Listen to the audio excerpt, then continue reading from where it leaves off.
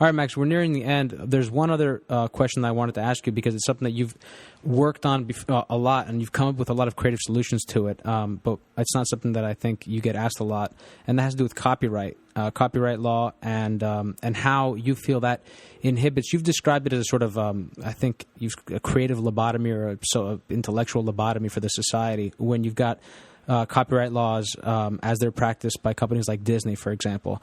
Can you talk a little bit about the situation with copyright, why you think that's so important, and why you've put a lot of effort into fighting that, both through PirateMyFilm.com and other initiatives? Yeah. Okay. Well, it's a pretty big topic, but the whole idea of copyright and copywriting intellectual property, going back to the discussions around the Constitution and Article 17, I believe, of the Constitution that covers intellectual property and copyright. Jefferson was against it completely. They compromised, and the initial period of giving monopoly value to copyright was something like 28 years with a 28-year extension.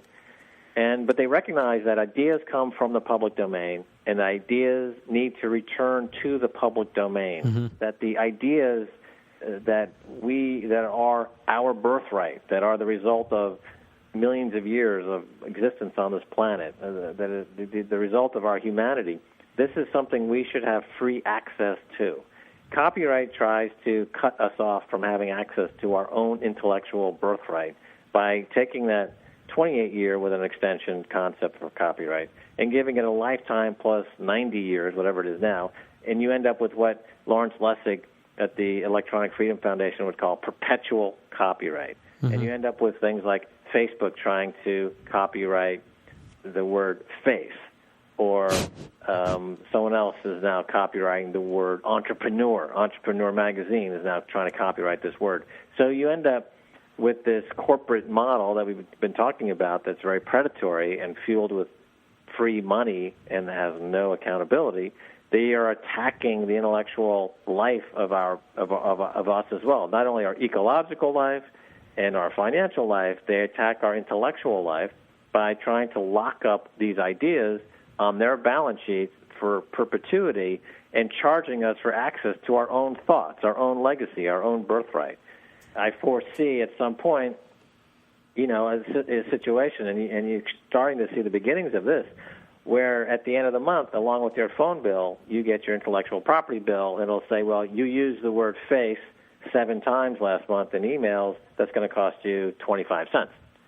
Wow. And so they're monitoring your, and under the guise of security and the Patriot Act and all of the stuff that's come in recently, they have the ability now, totally going outside of the Constitution and the Bill of Rights, to read your mail, right? I mean, they said, of course. We know from the phone companies got immunity from having to wiretap their customers. That was not seen as against the law, et cetera. So you've got these huge databases forming that are controlled by corporations who are just filtering all this information, and you get a bill at the end of the month. You're saying you used all these copyrighted terms, and it's going to charge you. And this could lead to, well, what happens is it totally disincentivizes people to develop their intellectual life because it's too expensive to think. So then you just end up with dolts. You end up with people who are, cretins. And, of course, that's great if all they're good for is to live in a prison.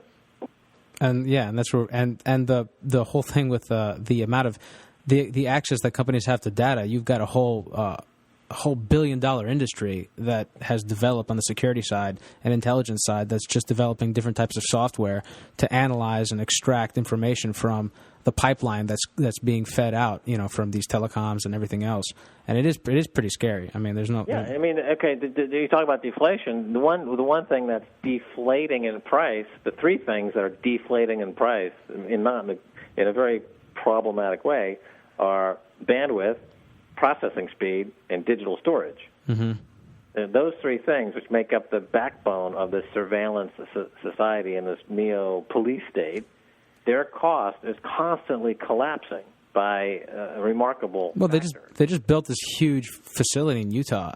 I forget how big it is and how many bits of information it can store. But I mean, they're and they're still drowning in data. But there's no question that I in some ways the Orwellian state, as it was envisioned by George Orwell, is, I think, surpassed, at least from a digital standpoint. The ability to store, manipulate, and understand data. I mean, Google, with the access of the data that they have access to, they could probably project riots and insurrection in various parts of the world before they even happen, just based on communication, things like that.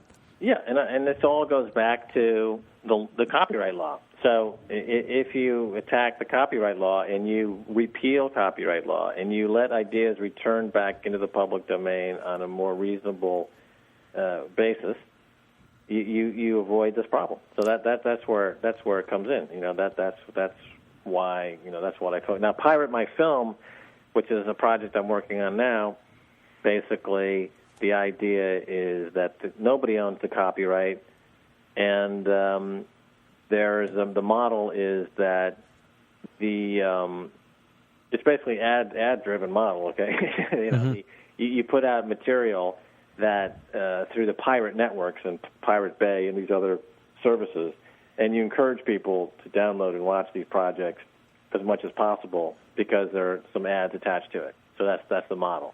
So let's Pirate My Film. You want your films to be pirated. And so now that's the basic idea. What are some of the top films you guys have produced out of Pirate My Film? I mean, I've seen that some of them have been fully funded. Well, I keep. Well, I'm driving my developer crazy because I keep adding new stuff all the time. So I would not. Hasn't really, achieved any kind of critical mass at this time. I'm still working. Well, you guys got to get. I mean, have you guys been funded for that Ken Lay documentary? You guys got to do that one. You got to go down to Venezuela. Well, the thing is, it's funded. That would be a great one. We've got the cash and we can do stuff. We got the funding. We got things. But I'll give you a funny story. I don't know how funny it is, but we had an account through PayPal for Pirate My Film Limited, the company, and one day they said, "Oh, we're shutting down your account." Yeah, that's not very funny. And they said, "Well, why?" They said, "Well, we don't support piracy." Wow. And I said, "Well, we don't do piracy." Wow. And they said, "Well, we're not having a conversation. We're just shutting you down." I said, "Well, but you do business with the studio that made Pirates of the Caribbean. They have pirate in the title of that business. Why are you selectively shutting this down? This PayPal account?"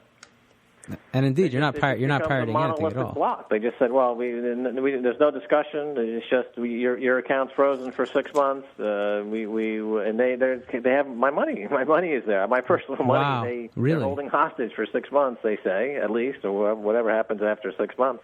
But based on nothing other than the word pirate popped up on a database." And it just triggered an automatic freezing of that account, and there was no discussion. Right, and for people that don't know, Pirate My Film is not somewhere where someone else's copyrighted property goes and then you distribute it. It's where people freely give their intellectual ideas and willingly don't ask for a copyright. They're using the community to fund it. That's right. That's exactly right. But they simply got caught up in, the intellectual. See, the database become. You see the same thing where people get snapped up into the legal system and end up in prison because it's set up to catch people, to entrap people, because the prison business needs more prisoners. And on the intellectual property side, on the digital front, it's happening where this is happening. You have in the Constitution there's something called fair use. People have fair use for copyrighted material for education, for example, and all of these rights, they were never formally rewritten or they were never discussed. They just let the entertainment companies ignore them and just start to, and now they're making it a felony to download. There's a new bill in Washington that will make it a felony to download. So some teenager who downloads something on the web now can go to jail for 5, 10, 15 years. Mm-hmm. And that's all being driven by, again, folks in the entertainment business who they don't know, they don't want to compete. They don't want to try to figure out what's happening in the technology. They realize that it's easier to borrow lots of money from the bank at 0% interest rate and change laws on the fly if it suits them. So that's just a kleptocracy. That's insanity. Well, I think it's a great debate to have. It's obviously we just scratched the surface on it, and I'd love to have you back on again to talk about that and other things. But unfortunately, we have to end because we're already over time. I really appreciate you coming on, Max. I know your fans will really enjoy this broadcast as much as our audience will. For those who may not be familiar with Max Keiser, what's the easiest way to get access to your materials, to your past shows, to your current podcasts, to your material online? Just flash a huge spotlight in the sky, Max Keiser, and I'll show up. All right, cool. I'm sure they just Google your name, they'll find you, man. All right, well, listen, that's great. I really appreciate you having you on, and I hope we can do this again. All right. Anytime. Awesome, great. Have a good night over there in Paris. All right, see ya. All right, bye. Bye now. You just heard a Sound Money interview from my show covering the spread on 91.5 WNYE New York.